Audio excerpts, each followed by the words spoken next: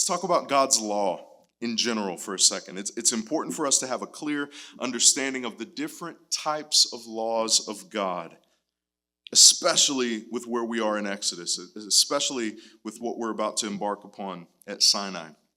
Historically, much of the church has categorized God's laws into three groups generally. Not always perfect categories, but helpful nonetheless. The first is God's moral law. Probably heard these, right? God's moral law, summarized in the 10 Commandments. These are universally binding laws on all mankind for all time. We'll be working through these laws, the Decalogue, for the next few weeks, the moral law. Then you have, secondly, the ceremonial laws. The ceremonial laws, which were given to Israel to regulate the sacrificial system and the priesthood. Right? We understand these laws as being ultimately fulfilled in the person and work of Christ. We learn all about this in Hebrews.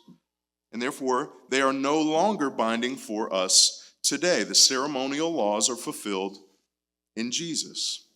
And then thirdly, we have the civil laws of the Old Testament, sometimes called the judicial laws, other times called the case laws, the circumstantial rules and regulations for life together as a civil people.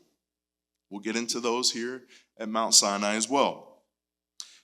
The point is, it's important for us to see some of these distinctions to help us navigate God's laws. Some laws are eternally moral and applicable to everybody everywhere, right? Murder is always wrong. Murder is always wrong. Even back in the Garden of Eden, it would have been wrong. Sexual perversion, adultery, is always wrong.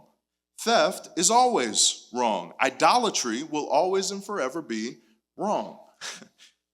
Yet other laws, sometimes called positive laws, they function for a particular time and only apply to particular people for a season. You shall not eat the fruit does not translate to it's always morally wrong to eat the fruit, right?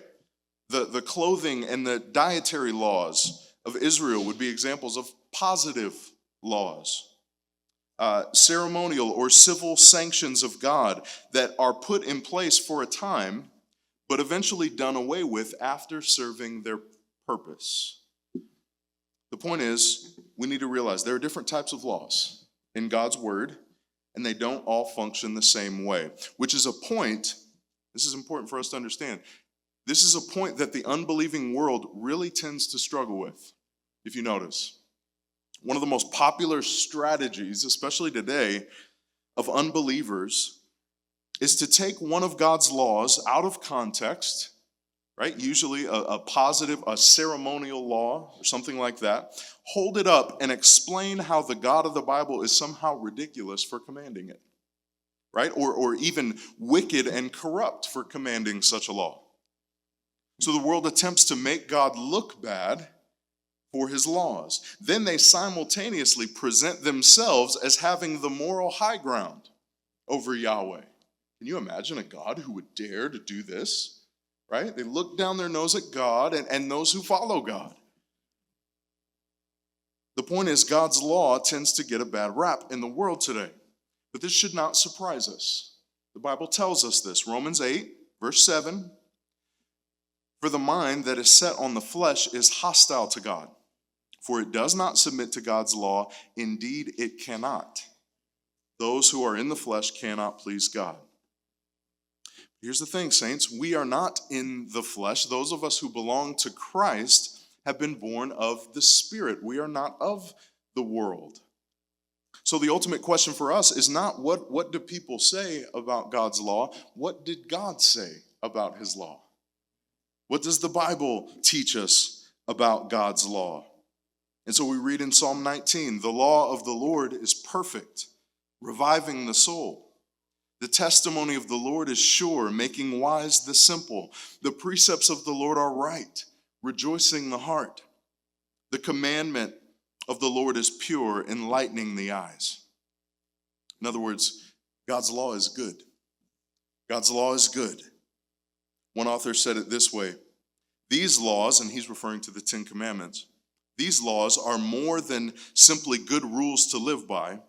They show us something of the nature of God. We see in them not simply what we must do, but what God is like.